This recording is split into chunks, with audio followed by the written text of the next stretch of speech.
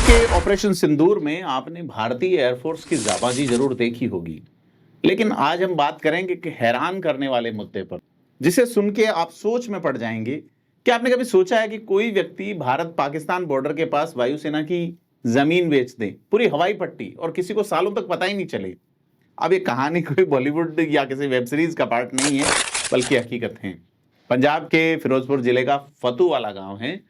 15 एकड़ की वायुसेना की जमीन जो है उसे कथित तौर पर धोखाधड़ी से बेच दिया गया, और ये बिल्कुल भारत पाकिस्तान सीमा के पास है, और युद्ध काल में भारतीय वायुसेना की रणनीतिक संपत्ति रही। 1997 में इस जमीन को बेचा गया था, और अब सामने मामला आया है 28 साल बाद। 2025 में केस दर्ज हुआ है। उषा अंसल और उनके बेटे नवीन अंसल के खिलाफ एक मामला दर्ज हुआ है, और उन पर आरोप है कि रेवेन्यू रिकॉर्ड में गड़बड़ी का फायदा उठाकर उन्होंने वायुसेना की जमीन अपने नाम लिखाई और फिर बेच दी। अब इस जमीन की असलियत तब सामने आई जब रिटायर्ड कानूनगो निशांत सिंह ने पंजाब और हरियाणा हाईकोर्ट में याचिका दायर की। हाईकोर्ट ने पंजाब विजिलेंस ब्यूरो को जांच के आदेश दिए। 20 जून 2025 को रिपोर्ट आई और 28 जून को एफआईआर दर्ज हुई।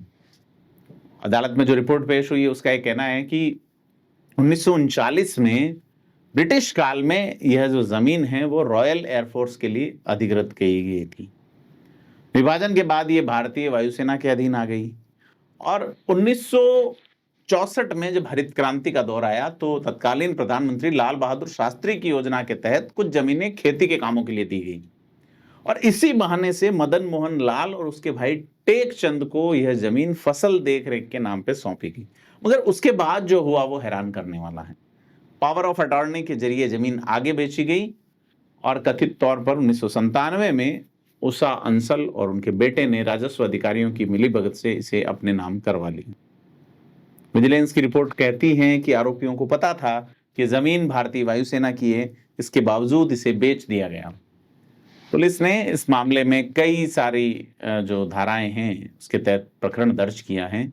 डीएसपी करण शर्मा को इसकी जांच दी गई है, और डीएसपी का कहना है कि सीधे तौर पे जानबूझ के सरकारी जमीन को निजी बताकर बेचने का मामला बनता है। अब सवाल यह है, कितनी संवेदनशील और रणनीतिक जगह की जमीन जो पाकिस्तान से सटी हुई है वो वायुसेना के नाम पे होनी चाहिए थी? वो इतने दशकों तक प्राइवेट प्रॉपर्टी के नाम पे चलती कैसे रही? इसमें किन अफसरों की मिलीभगत है, बड़ा सवाल है। क्या राजस्व विभाग की लापरवाही है या किसी और गहरी साजिश का हिस्सा है? आपकी क्या राय है? हमें कमेंट करके बताएं, और वीडियो को लाइक शेयर करें, और साथ ही सब्सक्राइब करें थिंक 360 को। धन्यवाद।